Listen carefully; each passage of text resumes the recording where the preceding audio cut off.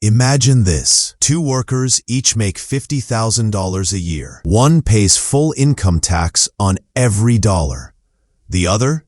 They write off $25,000 tax-free just because they got it in tips. Fair? Maybe. Smart? That depends. Welcome to the world of no tax on tips, a shiny new deduction with big headlines and even bigger complications. Let's talk about what this law really does, who it helps, who it leaves behind, and why something that sounds like a win for workers might not be the slam dunk it seems. Starting in 2025, under the One Big Beautiful Bill Act, or OBBBA for short, a new provision kicks in called No Tax on Tips. Sounds great, right? But here's the fine print.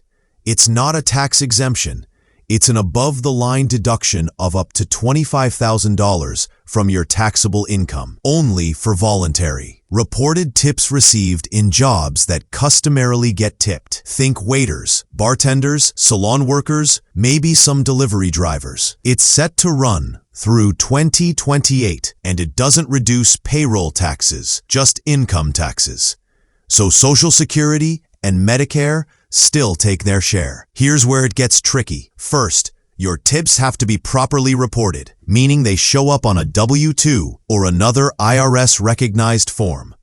Second, the IRS and Treasury will decide which jobs officially count as tipped occupations. Hospitality is a safe bet, but if you're a dog groomer who gets Venmo thank yous, or a fly fishing instructor who gets cash gifts, that's a gray area. Third, if you work in what's called a specified service trade or business, think lawyers, financial advisors, or anyone whose main value is their skill, you're excluded. Whether their employees are also excluded is still unclear. And finally, there's an income cap.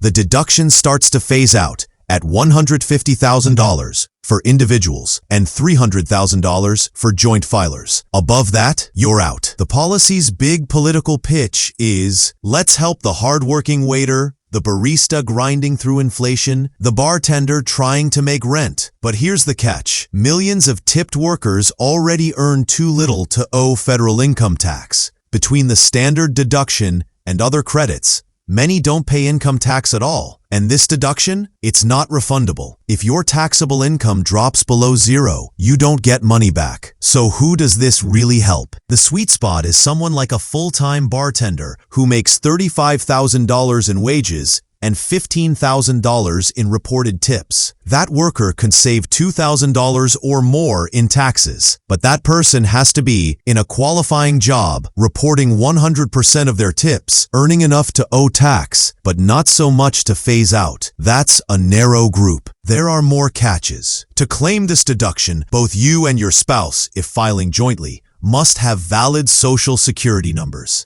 That means many immigrant workers, especially in mixed-status households, are excluded. Also, automatic service charges, like the 20% added to big restaurant parties, don't count.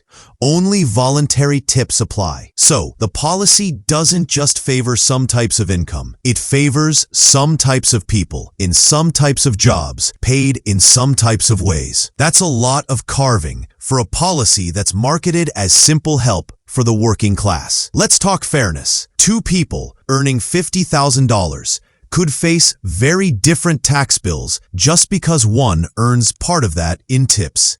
This violates something called horizontal equity, the idea that people with similar income should pay similar taxes. Under this rule, how you get paid suddenly matters more than what you get paid. And there are side effects. Employers might start relying more on tips and less on wages. Why? Because tipping reduces their wage obligations and boosts take-home pay thanks to the deduction. At the same time, workers will be incentivized to convert bonuses or even wages into voluntary tips, which opens the door to classification games and underreporting. So here's the big question. Why do this at all? Well, politically, it's a goldmine. It polls well. It headlines even better. You don't lose elections by giving tax breaks to waiters. And lawmakers love applause lines that sound like they're helping the little guy. But remember, this still costs taxpayer money, possibly tens of billions over 4 years. That's money not going to raise the minimum wage, not going to refundable credits, not going to stabilize incomes in the broader service economy. Instead, we're rewarding irregular, customer-subsidized income and privileging tips over guaranteed wages. So here's the real takeaway. No tax on tips may feel like a win for hustle, but under the surface, it rewards volatility over stability, shifts burdens onto customers, and offers a benefit that many workers, ironically, can't even use. It's a tax policy that chooses winners and losers based on how paychecks are structured. And while it may be a political winner, economically, it's anything but simple. Thanks for watching. If you found this breakdown helpful, give it a like, share it with someone in the service industry, and let us know in the comments.